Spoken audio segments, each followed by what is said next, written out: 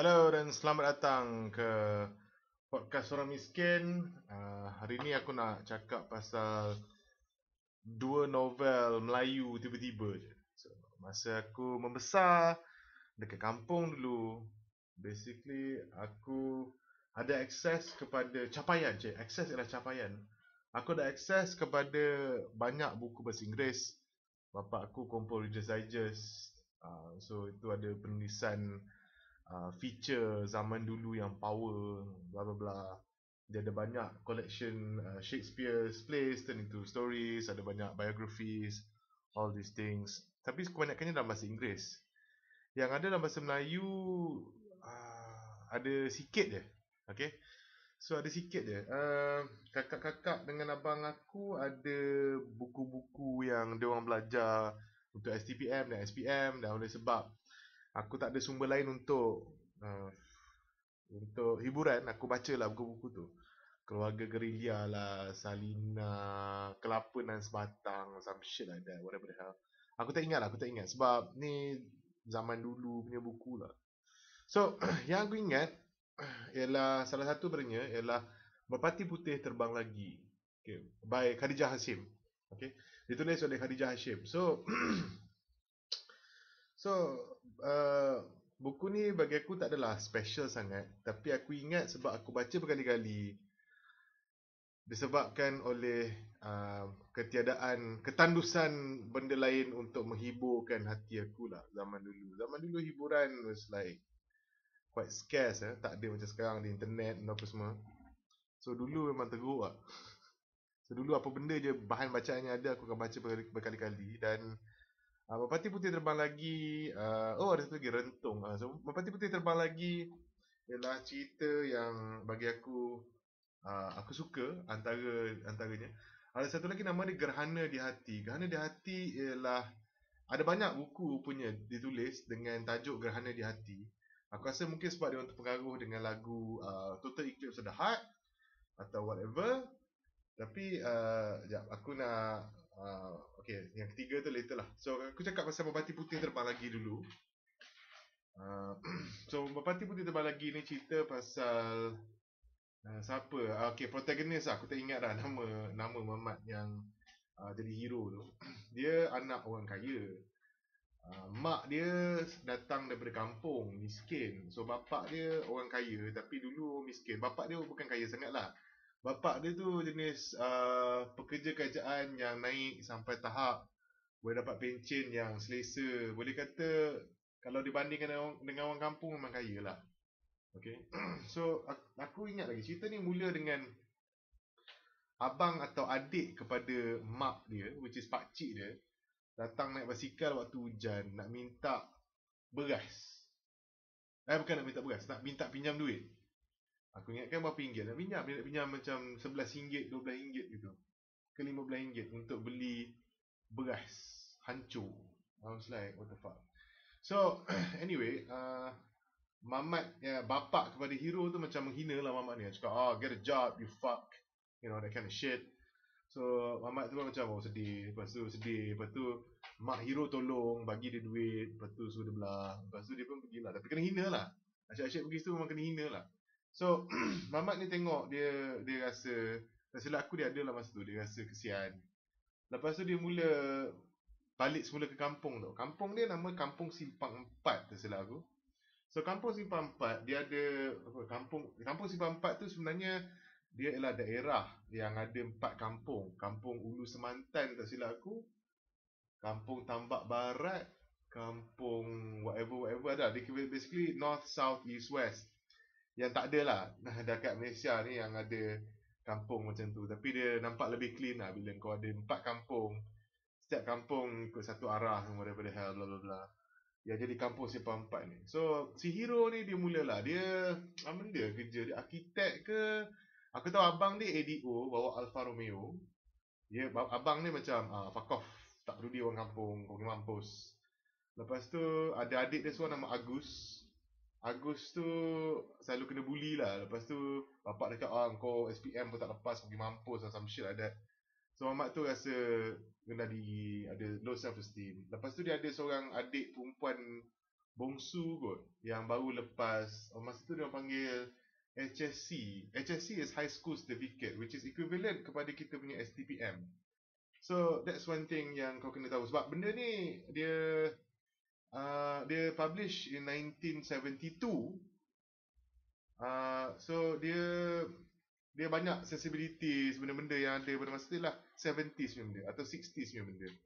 So Mamat ni, si hero ni, aku dah lupa betul lah nama Mamat ni. So si hero ni dia pergi tolong kampung, dia organisekan orang kampung, dia suruh dia orang buat benda tu, buat benda ni. Dia dapatkan investor Cina, toki-toki Cina ni yang menyembah parti pantai Bintang Timur, which is MCA lah basically. Bukan menyembah lah, maksud aku dia orang ahli parti Bintang Timur, which is BN. This is BN during those days bukan DAP apa semua. Tapi zaman dulu memang politician aku rasa ada harapan untuk menolong orang lah. Politician sekarang tolong diri sendiri, dah rompak duit orang bagi aku, and dia orang memang tak guna langsung. Tapi zaman dulu politician sebenarnya bagus jugalah. I mean, adalah fungsi dia. Yalah, dia Khadijah Hashim dia highlight macam bila jumpa politician yang nak tolong orang kampung ni, adalah yang nak tolong kan. So yang nak tolong tu pun macam hidup mewah tau. Makan udang, aku ingat di scene makan udang. Bila orang tulis scene pasal makanan dalam apa-apa buku, aku memang ingat lah. Sebab tu aku suka Enid Blyton. Enid Blyton suka describe pasal makanan. So Khadijah Hashim pun dia cerita pasal makan dekat kedai mamak. Kedai mamak lah, restoran India. Lepas tu ada banyak gila udang besar-besar lah, ikan satu belah je, which is a lifestyle of opulence, of extravagance, of excess sebenarnya, yang diamalkan oleh ramai orang kaya dekat bandar. So dia tunjukkan urban-rural divide. Yang orang kampung ni pula, benda yang dipikir lah pasal nak dapatkan makanan, nak dapat kerja. So basically si hero ni aku dah lupa dah nama dia. So protagonist lah. So protagonist dia pergi organise orang kampung, dia buat benda-benda, dia improve the kampung, dia bagi peluang pekerjaan. Dia suruh orang kampung bercucuk tanam dekat tanah kerajaan, tanah kosong, tanah lapang. Yang sebelum tu dijaga oleh anak ketua kampung or something like that. Yang anak Tok Ngulu yang macam dia tak puas hati lah dengan orang lain, dia dengki dengan orang lain. Biasalah, tu Melayu mesti dengki. Dengki memang kimak habis perancau semua. So sambil dia buat benda ni, dia ada seorang girlfriend tau, si hero ni. Dia ada girlfriend, tapi girlfriend dia macam materialistic. Dan aku tak faham fixation orang dengan perempuan yang bertubuh montok. Dia cakap, aku cakap, what the fuck is this man? Aku tak suka orang gemuk. So dia nak ni, whatever lah itu taste dia kan, dia cap chaser. Tapi he found someone more desirable. That person is pekerja kerajaan, berkulit sawo matang, bukan, berkulit pinang langsat. That's what they call it. That's how Khadijah Hashim wrote her, and dia tak adalah whatever the hell, dia nama start with that Rosita or something like that. Aku tak ingat lah, tapi basically perempuan tu lebih realistik lah, dan dia tak adalah nak tu ni apa benda semua, and ada raba-raba dekat dengan tak ada raba-raba lah, it's more civilized punya courtship apa benda semua. Tapi dua-dua perempuan tu pun tak adalah macam jahat sangat or whatever the hell, tapi as a reader kau nak dia lepak dengan orang lagi bagus lah, yang lebih okay. Lepas tu dia buat macam-macam benda. Protagonist dia tolong adik dia nama Agus tu. Bila aku ingat Agus, aku always ingat burger. Sebab Agus dengan Angus lebih kurang dekat-dekat ejaan dia. Lepas tu aku fikir macam Agus ni patut jual burger lah. Sebab dia tak ada kerja, dia duduk dekat kedai burger. Dia mewakilkan Melayu yang pergi kerja kat kongsi macam sial lepas SPM, MCE atau HSC tak bagus sangat, memang macam sial, bla bla bla, that kind of stuff. So tak ada harapan. Walaupun anak orang kaya, bapak dia pula macam fuck off, aku nak main golf. You know. So basically cerita dia tak ada benda sangat, tapi dia menunjukkan bagi aku power fantasy orang Melayu pada zaman tu. Power fantasy orang Melayu pada zaman tu dan juga pada zaman sekarang ialah orang Melayu nak diselamatkan oleh satu Jesus character. Okay. Orang Melayu nak menyembah something, which is usually another person. Tuhan orang Melayu secara basic settingnya bukanlah Allah, tapi Tuhan orang Melayu ialah orang lain. Dia kisah sangat pasal apa orang lain cakap, dia kisah sangat pasal apa orang lain buat.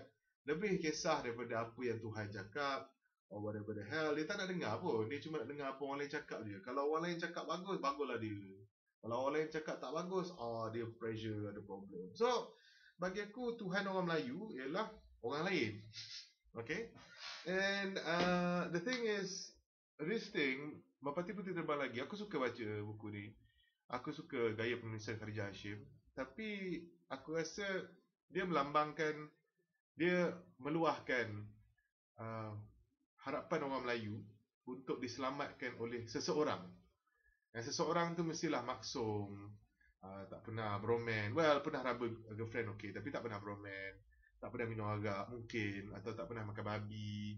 You know, all these things. So, sebenarnya aku cakap Melayu, tapi this observation pernah dibuat oleh Neil Gaiman pasal orang Amerika masa dia orang discovered that Bill Clinton ada skandal isap kote dengan Monica Lewinsky. Masa tu lah dia tulis Press tau, cerita Press dekat dalam Sandman Comics tu, yang di revive balik Press, and dia tulis Press kalau korang tahu ialah watak komik pasal budak umur 16 tahun ke 18 tahun yang jadi presiden US. Okay, so benda ni tahun 70-an 60-an masa jadi presiden tu was something yang hebat lah. So Neil Gaiman dia reimagine karakter Press tu sebagai satu watak yang gila-gila punya Jesus analog lah. Masa dia lahir ada keluar bintang satu, lepas tu ada bayi dekat daerah sebelah berdekatan, ada lahir dengan peta US dekat belakang dia, you know, that kind of stuff lah. So all this biblical imagery, Jesus punya ni dia buat dengan Press. So dan dia cakap, Neil Gaiman cakap, dia inspired by the fact that pada masa tu dia pelik dengan reaksi orang US, orang Amerika yang macam, oh, macam mana pula Bill Clinton macam ni, bla bla bla, dia patutnya ni. Lepas sebab dia cakap it's not realistic lah. Dia orang bukan nak seorang presiden, dia orang tak nak seorang manusia, dia orang nak a Jesus, dia orang nak satu Tuhan untuk lead them. So bagi aku, Merpati Putih Terbang Lagi ialah satu power fantasy sebab satu watak yang betul-betul tak ada side yang dark ataupun tak ada benda-benda yang manusia, you know, that kind of stuff. It's difficult, it's impossible for it to exist. Bukan aku cakap it's not interesting, it will be interesting, tapi this is a power fantasy lah. Hero memang pure, dia tak ada buat apa-apa kecuali ramas badan awet gemuk dia yang masa awal-awal dulu. Dia tak ada buat apa-apa benda yang objectionable. Dia tak ada lose his temper. It's just basically kau letak diri kau. So sebab tu aku cakap di power fantasy. Ini ialah bagaimana Khadijah Hashim dan mungkin masyarakat pada masa tu berfikir mereka harus diselamatkan dengan cara ni oleh orang yang macam ni. And fast forward about 40 years later, kita masih lagi menunggu seseorang yang seperti itu. Tapi tak ada. There is no such thing as a perfect human. Jadi bila ada benda macam tu, well, it's interesting. Aku suka baca buku ni. Yes, it reveals that desire for a savior, which is a very Malay thing. It's something yang betul-betul Melayu. Aku tak cakap benda tu buruk. Aku rasa it's good to dream. You know, aku tak cakap it's naive. And aku fikir karya ni bagus. Sebab dia juga menunjukkan apa yang kau boleh buat. Melayu tak banyak benda tau. Melayu kat Malaysia ni tak ada banyak sekali benda. Tanah adalah. So kenapa kau tak gunakan tanah kau? Kau usahalah. Kalau kau nak tunggu situ orang campak kau duit, susah lah. So baik kau utilize tanah kau, kau buatlah apa-apa. Kau bolehlah ikan ke, kau tanam betik ke, kau buat rumah tumpangan ke, rumah pelacuran ke, whatever lah, rumah sewa ke. Suka hati kau lah. Kau nak bela babi pun suka hati kau. Itu kau jawab sendirilah. Whatever lah. But this is something. Merpati Putih Terbang Lagi, kalau kau nak faham the social, well, some of the social issues of the time. Pasal orang Melayu masih lagi miskin. This is fresh. If it was published in 1972, dia mungkin tulis tu berdekatan dengan 1969. So this is during the birth of DEB, Dasar Ekonomi Baru, NEP, the New Economic Policy. Ni dekat dengan masa selepas sahaja um, 13 Mei, the tragedy. Dalam tu orang Cina tak diportray sebagai jahat, yang jahat Melayu je. Sebab dalam tu Cina cuma makan banyak, lepas tu banyak duit, lepas tu setengahnya tolong orang kadang-kadang, which is cool, which is okay. Tapi it reflects a lot of things jugalah, pasal the wishes of the Malays. And kalau kau nak take over the Melayus, kau kena jadikan diri kau macam Jesus figure, a savior figure, superhero lah, which is what KJ is trying to do. Tapi whatever, I'm not gonna get into it, because whoever wins, aku tak dapat duit dan tak dapat keuntungan apa-apa pun. Not really, even like whatever the fuck. So pergi mampus. So anyway, the next one ialah cakap pasal politik. Next buku yang ada, yang aku terpaksa, basically aku terpaksa baca lah, sebab memang itu je buku-buku yang ada bahasa Melayu yang ada kat tempat aku, kat dalam rumah aku dulu. Yang lain ialah buku sekolah, buku perpustakaan sekolah. Gerhana di Hati oleh Adam Kadir. Ada banyak buku tajuk Gerhana di Hati, tapi this one is by Adam Kadir. Adam Kadir ialah adun Sungai Lembing ke, adun whatever lah, tapi dia adun tempat aku lah, ahli Dewan Undangan Negeri. Basically dia ialah politician yang govern aku punya tempat. And for some reason, masa aku lahir, bapa aku, keluarga aku lah, dah ada Gerhana di Hati, which is a novel by Adam Kadir. Aku suka novel ni sebab dia cerita simple. Dia cerita pasal Mamat nama Rawi. Rawi baru habis exam, dia kacau dengan keadaan bapak dia tak bagi dia bukanlah bapak dia gaduh lah dengan bapak dia. Ni ada juga, ni ada problem, and ni aku nampak dalam keluarga aku sendiri ada juga benda-benda macam ni. So dia gaduh dengan bapak dia dah lama dah, macam bapak dia favor other people, dan tak suka dia sangat, ingat dia ni macam sampah sarap or something like that. So dia baru lepas habis exam, and then lepas tu dia pergi lepak dengan awet dia mengelamun, dia buat tu, dia buat ni, what the hell.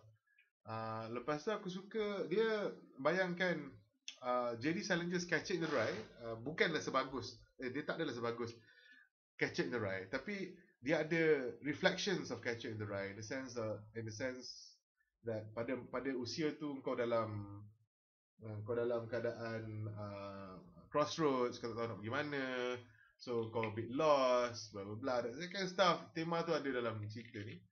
Tapi macam nak cakap, dia tak ada graph tau. So cerita ni dia tak ada naik, dia just cerita pasal this is Rawi, ni hidup dia dengan awet dia Hanim, whatever. Lepas tu tak ada stakes, tak ada apa, mengelamun. Last Rawi pergi belajar kat luar negeri, tinggalkan bapak dia, fuck off and die. Bapak dia menangis dalam hujan, itu je. So cerita ni aku rasa patut jadi short story je, tak perlu jadi novel. Tapi sebab Adam Kadir bekas adun, bukan adun sekarang, bekas adun tempat aku, dah lama dia belah Adam Kadir ni. So dia agak interesting lah. Aku suka cara penulisan dia. It's very descriptive, tapi dengan cara yang tak ni sangat. Well, it's okay lah, it's okay. I mean, kalau kau baca buku indie sekarang, dia lebih laju lah, harapnya dia punya pacing. Sebab buku-buku zaman dulu memang agak slow. Macam Merpati Putih Tebal Lagi pun dia slow. Dia slow. Nak cakap something pun slow. Makan dulu, cerita pasal makan dulu, lepas tu baru cakap, lepas tu duduk cerita pasal internal monolog dulu, lepas tu baru bercakap, apa semua. So agak slow lah. Tapi semua ni tak adalah seslow buku yang paling aku tak suka, yang which is Rentung. Rentung dengan O. Buku Rentung. Is it Rentung? Rentung luan. Sekejap. Sorry, aku nak cari sekejap. So Rentung ni aku dah lupa siapa yang tulis. Rentung.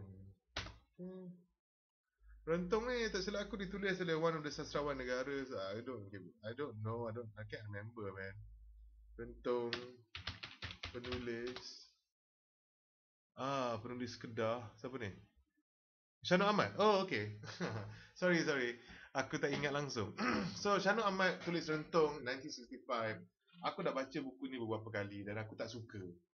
Sangat. Sebab bagi aku novel ni menunjukkan masalah aku dengan teknik naratif cerita Melayu lah. Novel Melayu ke cerita Melayu ke apa semua. Which is basically semua mengelamun. Dia nak cakap something, dia duduk situ dia mengelamun. Dia mengelamun. Lepas tu dia minum kopi, dia makan pulut. Lepas tu dia mengelamun lagi, lepas tu dia tidur. Aku macam what the fuck man. Dia mengelamun je lah kerja dia. Kau bayangkan. Towards the end cerita ni. Spoiler untuk Rentung. Towards the end of Rentung, dia orang nak cari, dia orang nak tembak satu rimau ni tau. So kau tahu macam mana dia ni action pack ni. Action ni.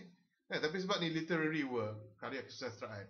Dia cuma macam oh, dia duduk kat atas peran. Peran tu is a platform lah. It's a platform yang dia orang build kat atas dengan senapang. Lepas tu, dia mengelamun. Dia mengelamun. Lepas tu, cut. Tak ada apa. Cut. Lepas tu, bila dia sambung balik, terus, oh, dah tembak dah rimau tu. Macam, what the fuck, man. Aku nak tahu macam mana rimau tu terkam. Whatever. So, basically, kalau